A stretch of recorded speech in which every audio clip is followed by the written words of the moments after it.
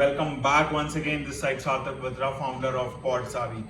तो मैंने बहुत दिनों से कुछ चीज़ें सोची हुई थी कि मेरे को एक पॉडकास्टिंग चैनल शुरू करना है और मैंने ये पॉडकास्ट उस पॉड सैवी के चैनल पे करा भी है कनिष्क कंडोई के साथ। तो थोड़ी सी उसकी जर्नी के बारे में बात कर लेते हैं जो हमारा पिछले वाला पॉडकास्ट है, फिर मैं आपको आगे का बताता हूँ कि किस तरीके से हम पर्सपेक्टिव्स के थ्रू लोगों से पूछना चाहेंगे कि वो क्या आज की डेट में कर रहे हैं। तो कनिष्क कंडोई ने 12th करी एंड देन उसके बाद वो चला गया एक साल के ड्रॉप पे एंड देन उसने इतनी मेहनत करी, एप्लीकेशंस भरी, तो उसके top 50 universities of the world में एडमिशन हुआ, which is like UC Davis, UC San Diego. तो कुछ ऐसे ये हैं कॉलेजेस जहाँ पे हमने उसकी इंस्पायरिंग स्टोरी को पता लगाया। तो ये था पिछले पॉडकास्ट का, मैं लिंक डाल दूंगा डिस्क्रिप्शन में, आप वहाँ पर जाके चेक कर सकते हैं कि क्या मैंने उस पॉडकास्ट में बात करी। तो मैं आज आप लोगों को कुछ चीज़ें बताने लेके आया हूँ अपनी लाइफ के बारे में, बिकॉज पॉडकास्टिंग सिर्फ और सिर्फ ये नहीं होता है कि आप किसी से बात करके उनके बारे में पूछते हो।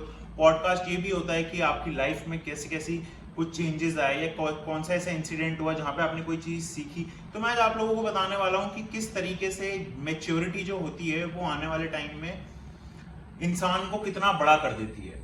तो क्या था, मैं दुबई गया था 2014 में एंड उसमें क्या हुआ था, मैं एमिरेट्स फ्लाई कर रहा था इकोनॉमी क्लास।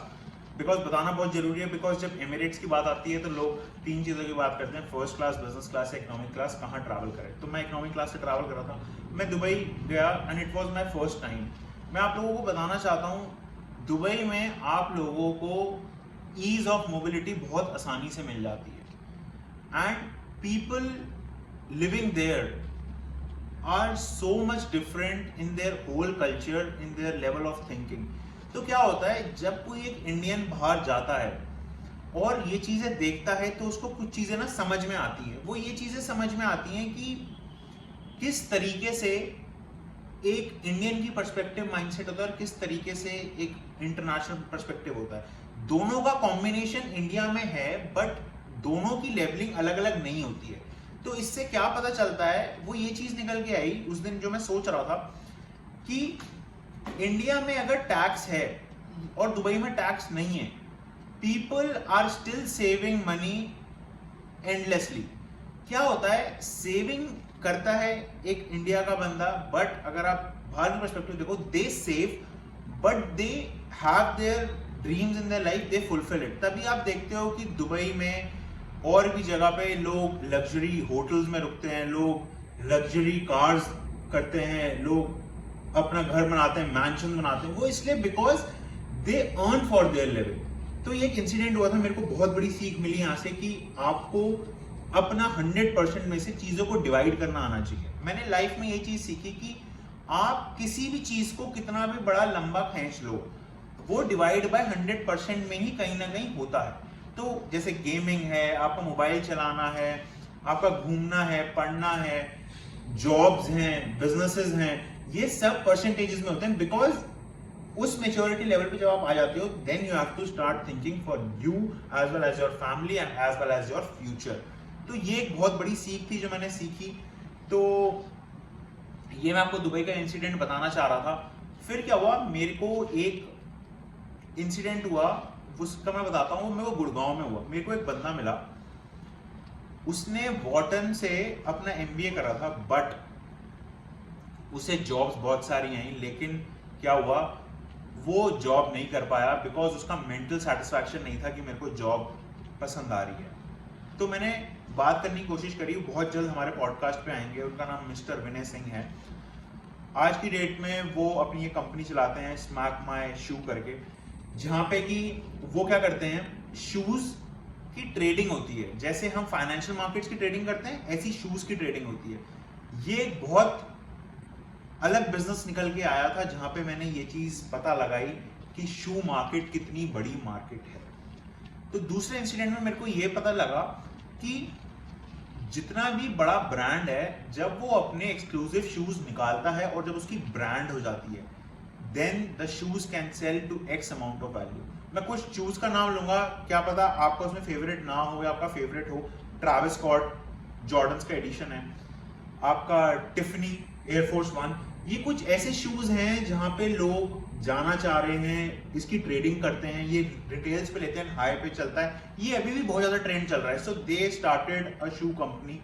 तो क्या होता है, इससे ये पता चलता है कि आपकी जब तक अंदर से ये नहीं होना कि मेरे को इसमें इंटरेस्ट है, आपको वो चीज नहीं करनी चाहिए। मैंने बीच में अपनी लाइफ में बहुत सारे झटके देखे, बहुत सारी चीजें देखी।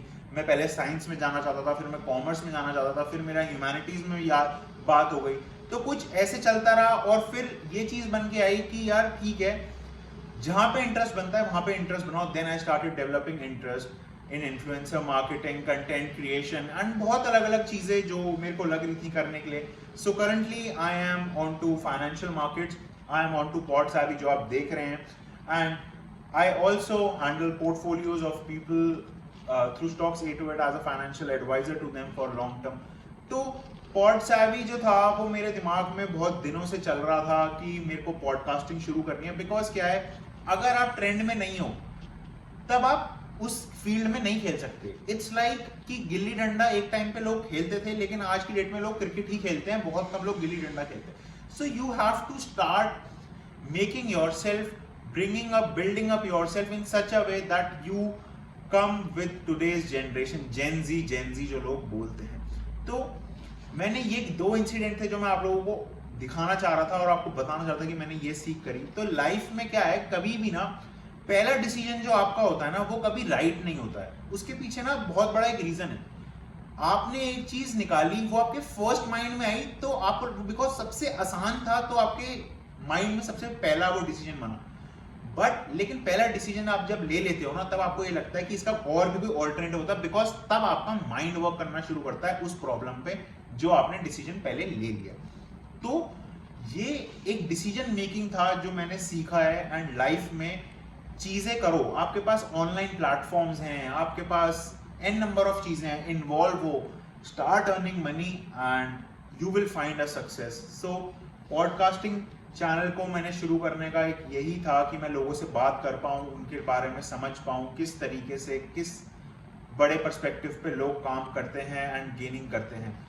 देन उसके बाद क्या आता है, पॉडकास्ट चैनल पे बहुत अच्छे लोग आने वाले हैं, जैसे अभी कनिष्क खंडोया जैसे बहुत सारे स्टूडेंट्स हैं, बहुत सारे लोग हैं जो आने वाले हैं, IAS IPS ऑफिसर्स भी आएंगे। सो मैं आप लोगों के सामने वो पॉडकास्ट लेके आता रहूंगा। पॉडकास्ट भी आप सब्सक्राइब कर सकते हैं ट्विटर, इंस्टाग्राम, यूट्यूब पे। एंड आपको मैं अगले पॉडकास्ट में मिलता हूं। आपको भी अगर कोई इंसिडेंट अपना हो तो मेरे को नीचे कमेंट करके बताना। I would like to sponsor that comment into the next video of my podcast की, जिससे कि जो हमारा नेक्स्ट गेस्ट आए उससे हम ये बात कर सकें एज अ रेफरेंस कि एक ऐसा भी इंसिडेंट हुआ था जो मेरे से सिमिलर था। अगर आप लोगों के साथ हुआ हो तो उसे बताइएगा। And I hope you are working well, you are living life, enjoy your life, spend your good life with your friends, family, and this side Sarthak Batra, founder of PodSavvy, signing off. See you in the next video. Like, share, subscribe, comment. Thank you.